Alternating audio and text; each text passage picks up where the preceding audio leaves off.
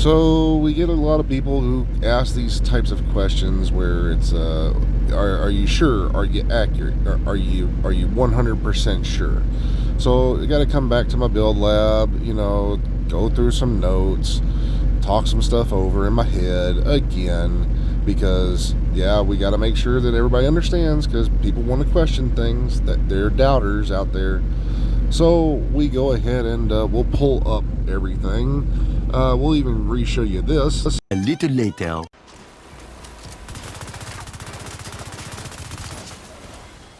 Let's see that in an instant replay.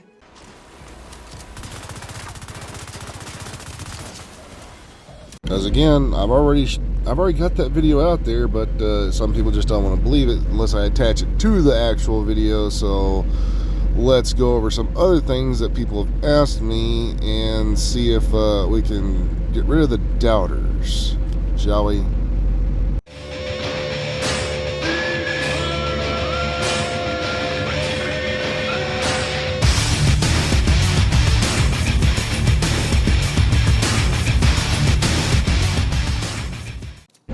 Now, if you probably go back and you take a look at that one video that I showed you earlier in that little spot at the beginning of this video, how I wasn't getting a whole lot of crits. That's because I was using the headshot one. But let's see the max numbers that we got out of that headshot one in another video that we have to show you all while these guys are getting everything set up. So as you can see right here, I'm hitting for 4.24, but that's without the bigger Coyotes proc, which would give you the 25%. We just simply wanted to show you guys what it could do with a full crit without all that extra critical hit damage if you didn't want it. But we later on found out that it actually hits for about 4.42. So it's just the numbers get flipped around when you get that extra critical hit damage. So we still have the empathetic resolve going. We also have, as you can see, the opportunistic up on the character. So we're hitting for 4.24 without the extra critical hit damage. So, and that is what I showed y'all beforehand with my all headshot damage strikers build with the bighorn. And look at all those crits. We are critting. So what these guys are helping me set up is the exact same stuff as what I showed you in a prior video. We're getting the extra critical hit chances, and this time we're going to get the actual critical hit damage, but we're using the critical hit damage version to see if it even maxes out or gets close to the 4.24, even though I didn't have the critical hit damage proc, as y'all saw up there.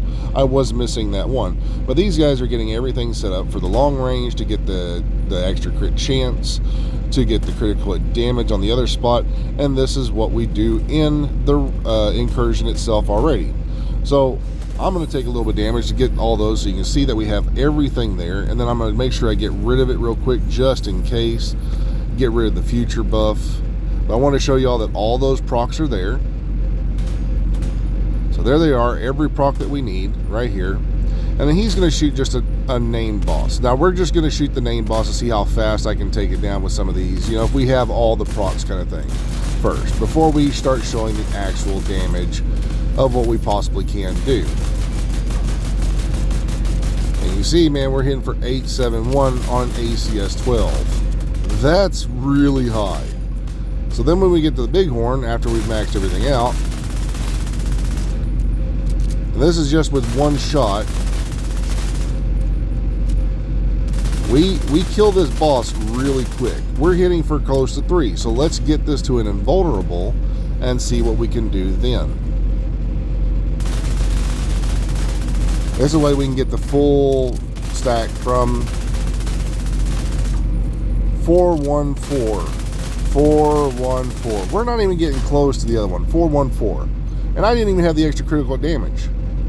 So let's do the St. Elmo's with the damage targets out of cover. Let's see how close we can get with this one.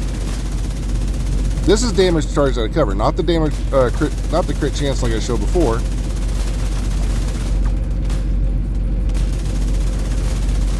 3-1. 3-1. Not even close. Okay, some people said, what about the FAMAS? What about a FAMAS? Right?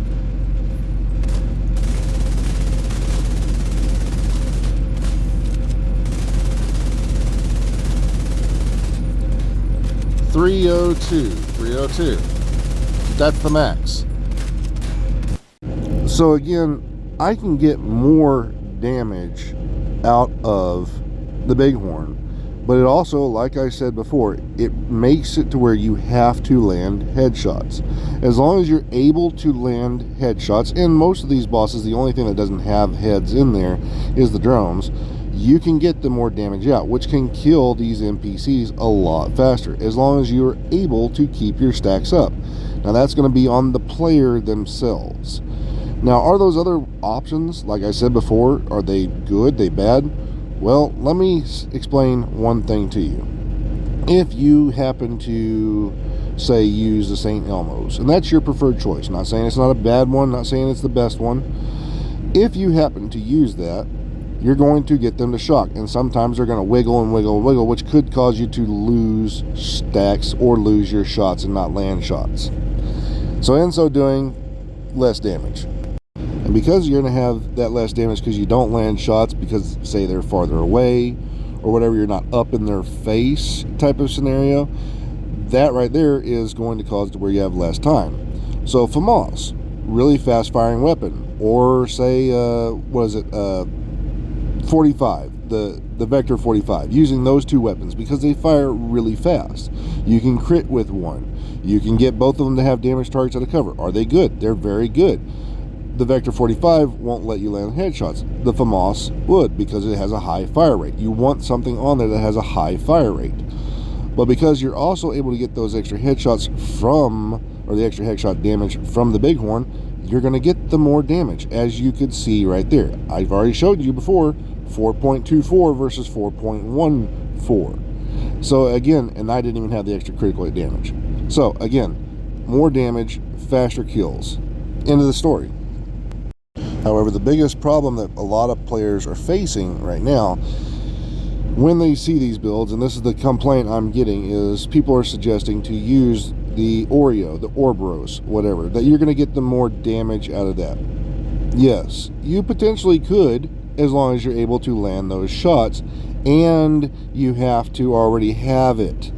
People are in the incursion to get the Oreo or Ouroboros or whatever you want to call it.